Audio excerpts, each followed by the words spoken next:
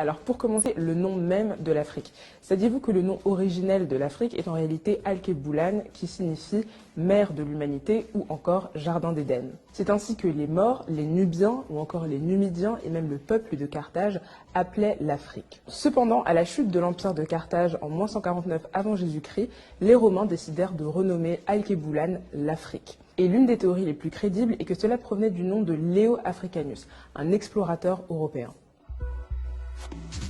L'Afrique est rarement associée au monde des mathématiques ou encore au monde des sciences. Mais saviez-vous qu'en réalité, les deux premiers outils mathématiques au monde ont été retrouvés au Swaziland, c'est l'os de Lebombo, et entre l'Ouganda et le Zaïre, c'est l'os de Ishango. Ces deux outils ont été créés il y a 35 000 ans. Ce sont les premiers outils d'arithmétique au monde. Et ils ont donc été trouvés et créés en Afrique.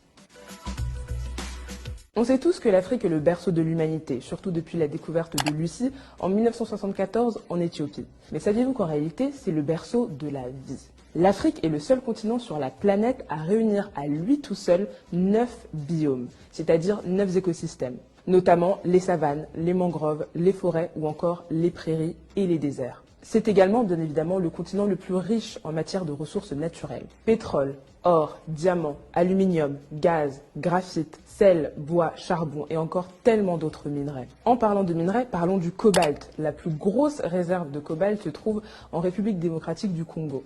On y trouve la moitié de la réserve mondiale de cobalt dans ce pays-là. Et savez-vous à quoi sert le cobalt ?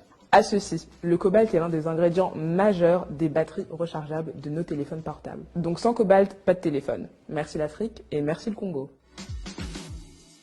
On nous parle souvent de l'Afrique à partir de la colonisation, après la colonisation.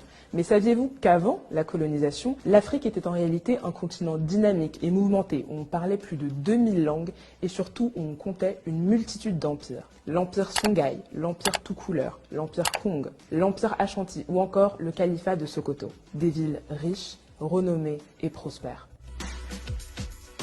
Et justement, en parlant de prospérité, saviez-vous que l'une, si ce n'est pas la première université au monde, a été créée au Mali? C'est l'université de Sankoré, à Tombouctou. Elle a été bâtie au XIVe siècle. Et figurez-vous que c'était une véritable capitale culturelle. Des multitudes de citadelles d'études, des centres d'apprentissage, des académies. On y enseignait des multitudes de matières. Les arts, les sciences, la religion ou encore, bien évidemment, les mathématiques. Cette université, Tombouctou, le Mali, l'Afrique, a fortement contribué et participé au développement de l'humanité. Alors à tous ceux qui disent que l'homme africain n'est pas assez entré dans l'histoire. C'est que l'homme africain n'est pas assez entré dans l'histoire.